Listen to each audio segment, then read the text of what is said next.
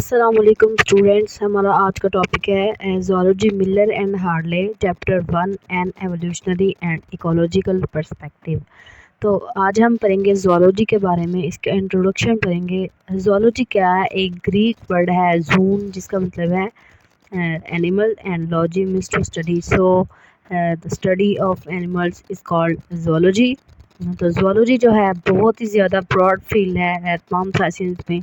तो इसमें हम कॉम्प्लेक्सिटी पढ़ेंगे ऑर्गेनिजम्स की, इनकी जो इमेंस वैरायटी है इनके बारे में हम यहाँ पे डिस्कस करेंगे कि ऑर्गेनिज्म जो है इनके अंदर किस किस तरह के प्रोसेसेस हो रहे हैं, वो उन तमाम को हम यहाँ पे डिस्कस करेंगे। तो यहाँ पे बोनीफिशेस के एग्जांपल है हमारी बुक में, जिसके बोनीफिशेस की 28,000 स्पीशीज़ जो हैं वो प्रेजेंट होती हैं। और बीटल्स, जिनको हम बंगरी भी कहते हैं, क्लास हेक्सापोडा से बिलोंग करते हैं। इंसेक्ट्स, इनकी 4 लाख स्पीशीज़ प्रेजेंट होती हैं। इक्थोलॉजी की हम बात करें तो इक्थोलॉजी हम फिशेस की स्टडी को कहते हैं। इसमें हम इनके फंक्शंस को, स्ट्रक्चर्स को, इकोलॉजी और एवोल्यूशन को डिस्कस करते हैं। इक्थोलॉजी में यहाँ पे साइक्लिड्स की एग्जांपल दी गई है, जो कि एक फिशेस का एक लार्ज ग्रुप है, जिसके डिफरेंट नंबर ऑफ स्पीशीज़ जो हैं डिफरेंट प्लेसेस पे प्रेजेंट हैं। अफ्रीका में हम इनकी बात करें सिक्लेट्स की, तो इनकी 1000 स्पीशीज़ प्रेजेंट होती हैं।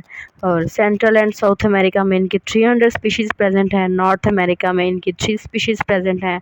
और इंडिया में इनकी सिर्फ 1 स्पीशीज़ प्रेजेंट है। और इनकी फीडिंग हैबिट्स की बात करें तो कुछ एलजी से क्रैपर्स होते हैं, कुछ इंसेक्ट पिकर्स होते हैं, कुछ स्केल ईटर्स होते हैं। मतलब कि कुछ एलजी पे फीड करते हैं, कुछ इंसेक्ट्स को पिक करते हैं और उनसे फीड लेते हैं।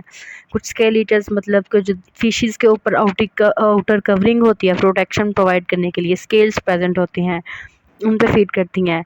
जो एलजी से क्रैपर्स होते हैं उनकी एग्जांपल जो है वो अरिथमोडस है। जो इंसेक्ट पिकर्स हैं उनकी एग्जांपल टैंगैनिकोडस है। और जो स्केल ईटर्स हैं, जो दूसरी फिशेस के स्केल पे फीड करती हैं, उनकी एग्जांपल पेरिसोडस है। और सिक्लिड्स फिशेस के अंदर 2 तरह के जार्स प्रेजेंट होते हैं, mouth jars and throat jars.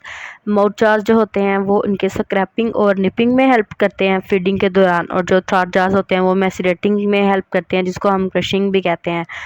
और जो इनमें ब्रूडिंग होती है वो इनमें जो बहुत ही ज़्यादा फेमस समझी जाती है, क्योंकि इनकी जो ब्रूडिंग है उसको हम माउथ ब्रूडिंग भी कहते हैं, इसीलिए इनको माउथ ब्रूडिंग फिशेस भी कहते हैं। सिक्लिड्स माउथ ब्रूडिंग फिशेस करती हैं क्योंकि इनके अंदर जो मतलब यंग हैं, जो फर्टिलाइजेशन वगैरह होती है वो इनके माउथ के अंदर होती है। यंग्स जो होते हैं वो इनके माउथ के अंदर डिवेलप करते हैं, जैसे कि यहाँ तस्वीर में दिखाया गया है कि जो फीमेल फिश है उसके माउथ के अंदर ये यंग्स हैं सारे। तो ये इनको प्रोटेक्शन भी प्रोवाइड करती है। तो हम यहाँ पे इसकी ब्रूडिंग के बारे में पढ़ेंगे। तो क्या होती है ब्रूडिंग? इनको ब्रूडिंग फिशेस भी कहते हैं, माउथ ब्रूडिंग फिशेस।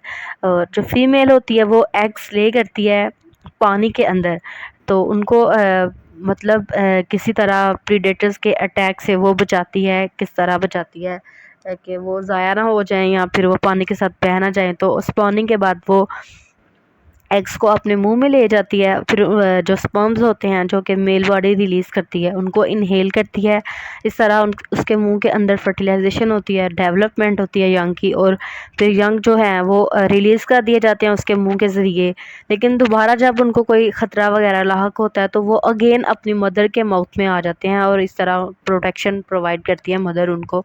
और वो जब भी कोई ख़तरा होता है तो अगेन अपनी मदर के माउथ में आ जाते हैं और फिर दोबारा बाहर चले जाते हैं, और ये प्रोसेस जो होते हैं वो होते रहते हैं। तो जो इनके अंदर ब्रूडिंग है इसकी हम यहाँ पे एक्सप्लेनेशन करते हैं वीडियो के ज़रिए। तो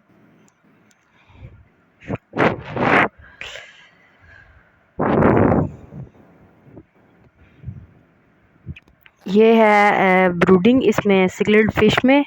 यहाँ पे हम इसकी वीडियो को देखते हैं जो कि हमें एक्सप्लेन करती है अच्छे से कि इनके अंदर ब्रूडिंग कैसे होती है।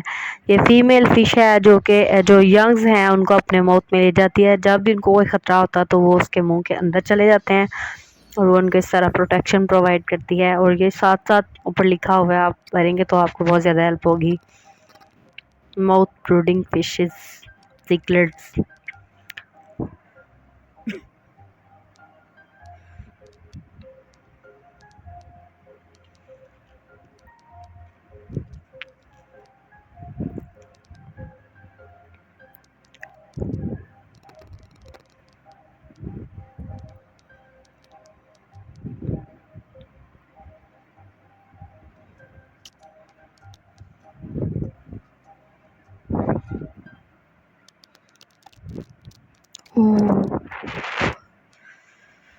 आगे हम पढ़ेंगे कुछ स्पेशलाइजेशन जो है ज़ूलॉजी में उनको पढ़ेंगे।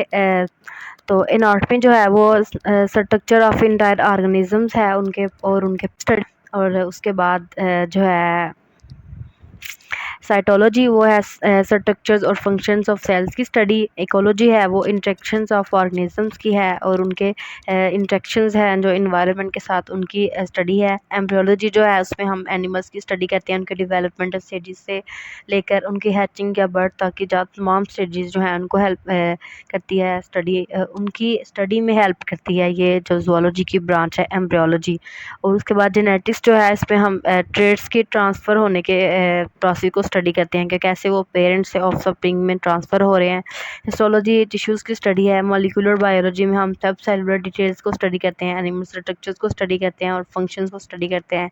पैरासाइटोलॉजी में हम एनिमल्स को स्टडी करते हैं जो कि दूसरे ऑर्गेनिज्म के ऊपर रहते हैं और उनको नुकसान पहुँचाते हैं और उनसे फ़ायदा लेते हैं और बदले में उनको नुकसान पहुंचाते हैं फ़ायदा लेकर। फिजियोलॉजी जो है वो एनिमल्स के फंक्शंस की स्टडी है और उनके पार्ट्स की स्टडी है। सिस्टमैटिक्स में हम दो चीज़ों को पढ़ते हैं, इनकी क्लासिफिकेशन और एवोल्यूशनरी रिलेशनशिप्स को।